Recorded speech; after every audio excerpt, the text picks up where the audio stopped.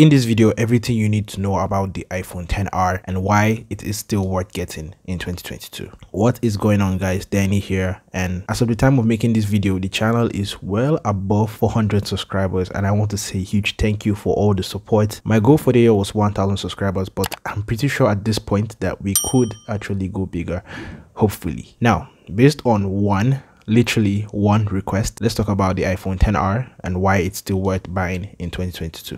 All right, so first of all, I need to make this very clear. This is called the iPhone XR, not XR, please. This phone was released way back in October of 2018, and in 2019 was the top selling iPhone with over 46 million units sold, surpassing the iPhone 11. Reasons why? I will be mentioning those in the course of this video. All right, for the design. This has the similar new design from the iPhone 10, but having a bigger 6.1-inch display, and based on comparison, the size actually sits between the iPhone XS and XS Max. Same notch design housing the Face ID components and the 7-megapixel selfie camera, a single 12-megapixel camera and flash at the back, and you also know if the camera falls on the good or downside of this device later on in the video. So inside the device is where you start to see some upgrades worth mentioning, like the A12 Bionic chip instead of the A11 chip from the regular iPhone 10. You could also find the A12 chip in the iPhone XS and XS Max. Quick note, this does come with 3 gigs of RAM. That's one less RAM than the iPhone XS and XS Max. IP67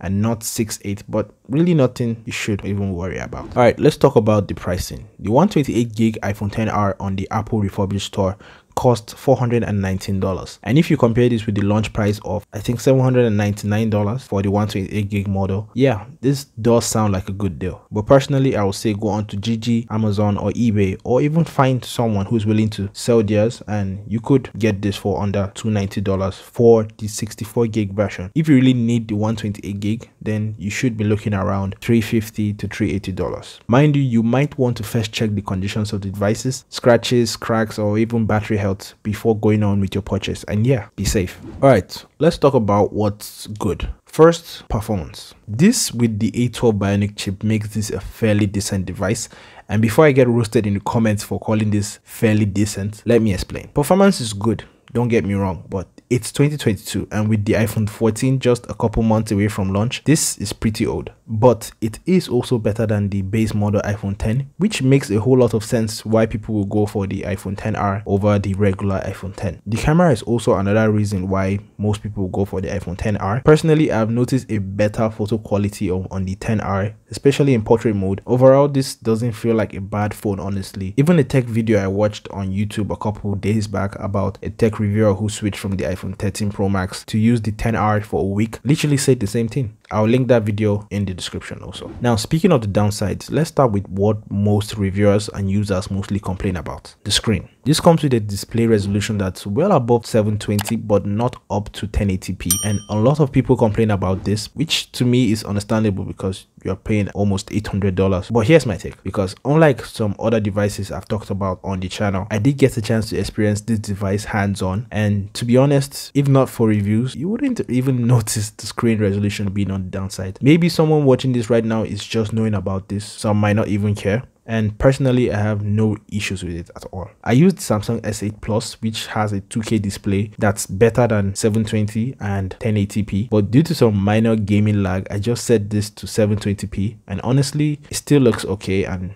usable. So I don't think the screen resolution should actually be a reason why you don't get this device. Let me know what you think though in the comment section. I'll really love to hear what you guys think. And yeah, so next downside is the battery, and let me just say it as it is, you might not be able to go a whole day with one charge on this device. If you game most of the time, probably you find yourself charging from time to time, but with fair use, maybe twice a day would do. I would say I'm a bit of both worlds, so yeah, there's that. So is this really a device worth getting in 2022? Well, it is, but for $419, I would say no. Maybe getting this on eBay or Amazon, or maybe even GG would be a better option. But hear me out now. If you currently have an iPhone, maybe iPhone 6, 7 or 8 and you want to switch to a not so budget breaking device, this should be your first pick without so much question. But if you haven't used an iPhone before and you plan on getting this as your first, I'll suggest to you to go for the base model iPhone 10, because to me that's like the best starting point for anyone who is like new to the iPhone community. But yeah, that's pretty much it for this video. Check out MKBHD's video if you want to get like a full review on the iPhone 10R, and if you haven't yet,